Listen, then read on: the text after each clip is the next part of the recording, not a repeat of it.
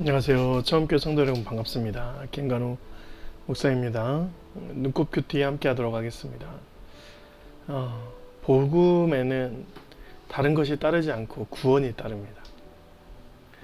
그런데 그 대상도 정해지지 않았어요.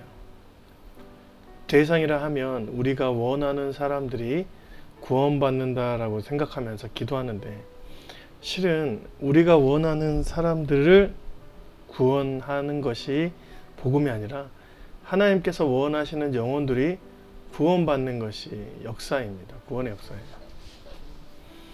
우리가 하나님의 마음을 받고 그 과정 가운데 우리를 통한 하나님의 계획하심을 위해 기도하는 것이죠. 성령께서 그렇게 알려주십니다. 그래서 복음을 전하는 사람들은 자신의 유익을 위하는 것이 아니라, 또 복음의 대상을 내가 정하는 것이 아니라 하나님께서 정합니다. 그래서 우리는 복음을 전할 때 하나님의 마음을 구해야 돼요.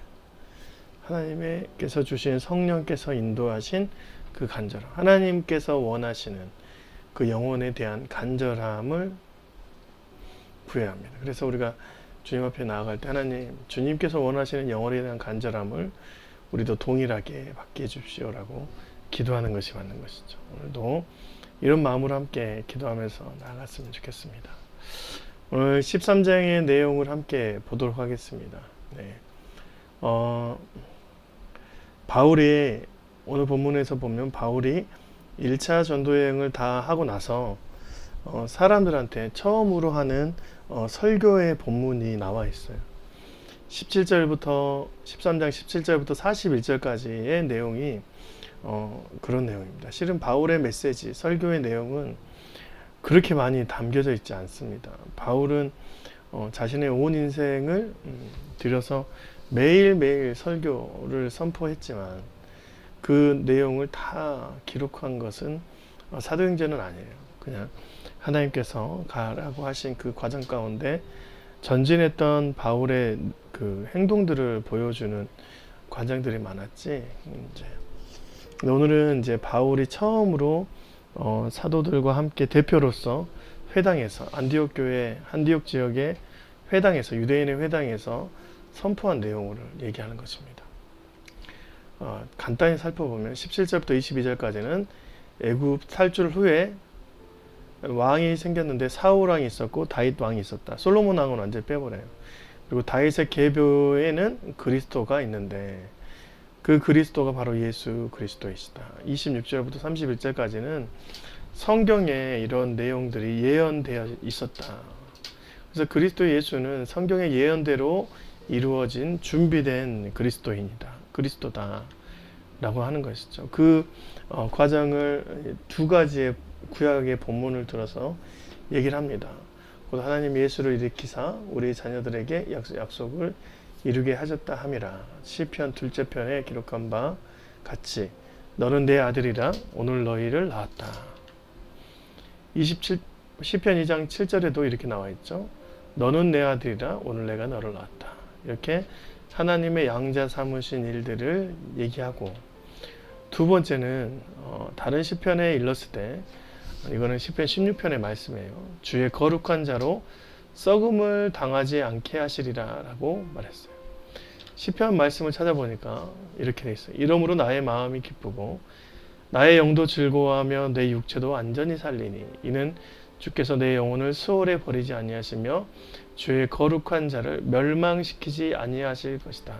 이 멸망이라는 단어를 부패, 썩어짐을 적용해서 이제 부활에 대한 얘기를 하는 것이죠. 영원히 사는 자의 모습을 기록해 놓았습니다. 바울이 하나님의 아들 된 것과 영원히 부활을 증명하는 자로서 살아난다. 그래서 너희들이 이 그리스도 예수를 힘입어서 의롭게 될 수 있다. 모든 율법을 넘어서는 예수 그리스도의 그 모습을 통하여 우리가 그분을 바라보면서 믿음으로 통하여 의롭다 하심, 구원을 받을 수 있다라고 얘기를 하는 것입니다.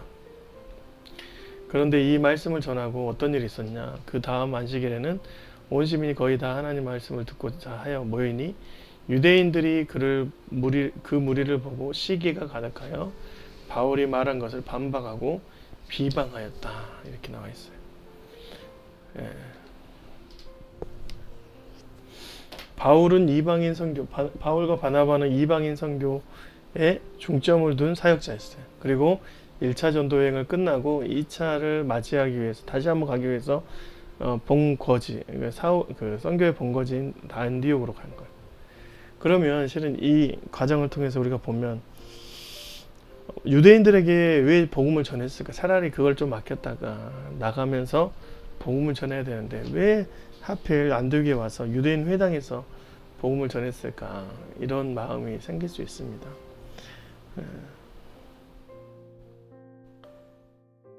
차라리 가만히 쉬었다가 나가지 그랬냐?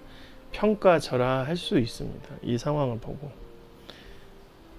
그런데 바울과 바나바는 우리가 무언가를 성공하려고 하는 사역이 선포가 아니었던 거예요.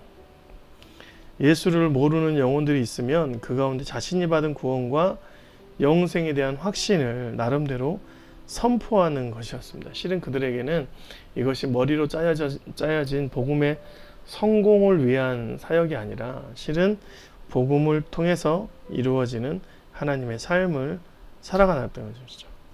하나님께서 움직이시면 그곳에 가서 복음을 전하지만 쉬게 할 때도 자신에게 있는 복음을 전하게 하시는 성령을 통해서 입을 열고 발을 끌고 갔다는 것이죠. 성령의 사람들은 복음이 성공이 아니라 삶입니다. 그래서 무언가를 보고 나가서 회당에서 전하는 것이 아니라 그냥 삶이니까 회당에서 예수를 전한 것입니다. 그때 유대인들이 그냥 비방을 했던 것이죠. 우리가 복음을 놓고 성공을 기원해서는 안 됩니다.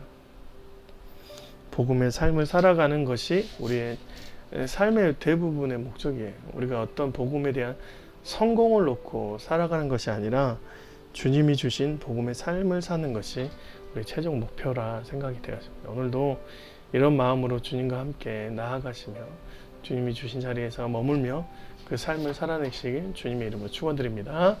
감사합니다.